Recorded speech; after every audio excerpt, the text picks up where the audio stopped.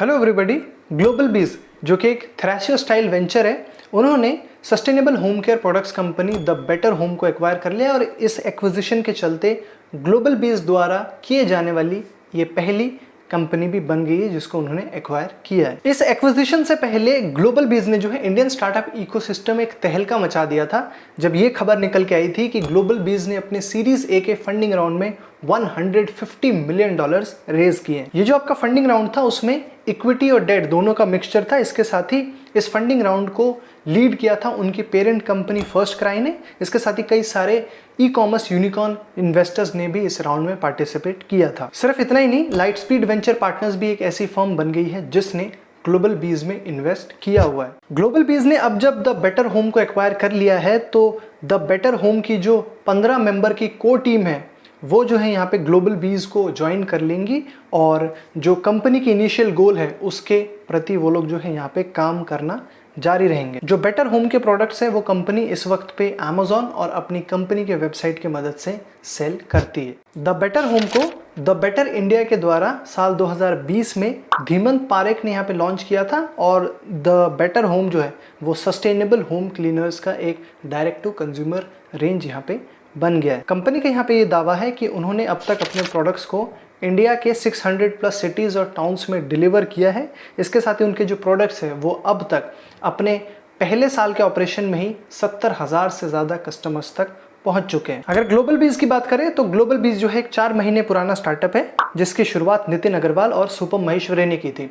नितिन जो है इससे पहले ईडलवाइज फाइनेंशियल के साथ काम कर चुके हैं, वहीं पे सुपम महेश्वरी जो है वो फर्स्ट क्राई के फाउंडर भी यहाँ पे मौजूद है। ग्लोबल बीज जो है ऐसे बिजनेसेस में इन्वेस्ट करता है या एक्वायर करता है जो कि अपना सामान या तो अमेज़न इंडिया या फिर फ्लिपकार्ट पे या फिर जो बाकी के ई कॉमर्स मार्केट प्लेस है उसमें सेल करते हैं। इसके साथ ही ग्लोबल बीज जो है वो उन चुनिंदा स्टार्टअप्स में से है जिन्होंने थ्रैशियो लाइक मॉडल को इंडिया में सबसे पहले अडॉप्ट किया था। इस एक्विजिशन के ऊपर बात करते हुए द बेटर इंडिया के जो फाउंडर है मिस्टर धीमंत पारेख, उनका ये कहना है कि उनका विजन ये है द बेटर इंडिया को लेकर कि उनकी जो एक मैसिव कम्युनिटी है 200 मिलियन यूज़र्स की, उसको वो लेवरेज करना चाहते हैं ताकि वो जो है मीनिंगफुल, इम्पैक्ट फोकस्ड, स्केलेबल और बेटर बिजनेसेस को यहाँ पे बिल्ड कर सके।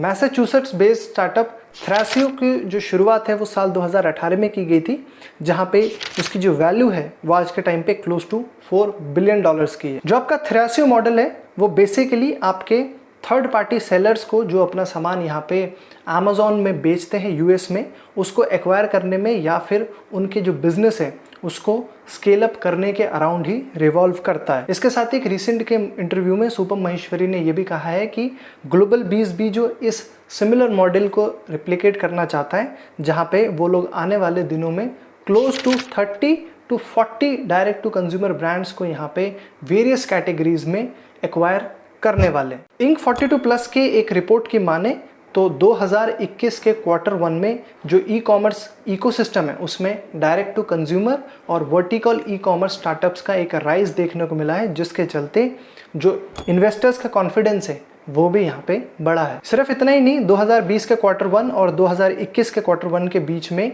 जो डायरेक्ट टू कंज्यूमर स्टार्टअप्स में फंडिंग अमाउंट है उसमें भी 93% का एवरेज क्वार्टरली ग्रोथ यहाँ पे देखने को मिला है। एक चीज़ जिसके ऊपर खासा ध्यान देने वाली बात है कि इंडिया में जो आपके छोटे ब्रांड्स हैं उसमें एक यहाँ पे राइज देखने को मिला है, जहाँ पे अब तक 8,50,000 वेंडर्स ऐसे हैं जो कि अमेज़न इंडिया में यहाँ पे अपने सामान को बेच रहे हैं।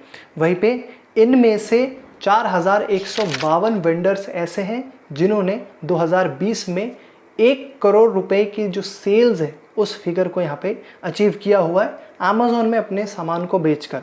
वहीं पे अगर यही आंकड़ा मैं फ्लिपकार्ट की बात करूं तो फ्लिपकार्ट में तकरीबन 3,50,000 सेलर्स हैं इस वक्त पे और इनमें से 70 सेलर ऐसे हैं जिन्होंने 1 करोड़ के सेल्स के आंकड़े को यहाँ पे टच किया है। ये जो आंकड़े हैं वो इतने ज़बरदस्त इसलिए हैं क्योंकि इंडिया में जो इंडियन थ्रैशियो स्टाइल स्टार्टअप्स है उनका भी यहाँ पे आंकड़ा धीरे धीरे बढ़ने लगा है। मैं आपको एक चीज़ बता देना चाहता हूँ कि इंडिया में ग्लोबल बीज ही इकलौते एक ऐसा स्टार्टअप नहीं है जो कि थ्रैशियो मॉडल को अडॉप्ट किया हुआ है। उनके अलावा power house 91, Mensa brands, 10 club और अपस्केल बाकी ऐसे दूसरे नोन स्टार्टअप्स हैं जिन्होंने थ्रेसियो मॉडल को इम्प्लीमेंट किया है और वो जो है धीरे धीरे करके बाकी के डिजिटल ब्रांड्स को भी एक्वायर करने में लगे हुए हैं। बाकी दोस्तों मैं आपको बता देना चाहता हूं कि थ्रेसियो मॉडल के ऊपर कि किस तरीके से ये काम करता है, बिजनेस मॉडल क्या है, उसके ऊपर मैं ऑलरेडी 2 वीडियोस डिटेल में कर चुका हूं। उनका जो लिंक है आपको डिस्क्रिप्शन बॉक्स में मिल जाएगा, जाके उन दोनों वीडियोस को चेकआउट ज़रूर कीजिएगा। बाकी आई होप ये जो वीडियो है आपको इन्फॉर्मेटिव लगा होगा, पसंद आया होगा, चीज़ें समझ आई होंगी। ज़रूर लाइक कीजिएगा और अपने दोस्त के साथ भी इस वीडियो को ज़रूर शेयर कर देना। साथ ही ब्रांड से related news updates, brand stories, podcast, interviews आपके लिए लेके आते रहते हैं। देखते रहने के लिए हमारे चैनल को सब्सक्राइब करके बेल आइकन को ज़रूर दबा दीजिएगा।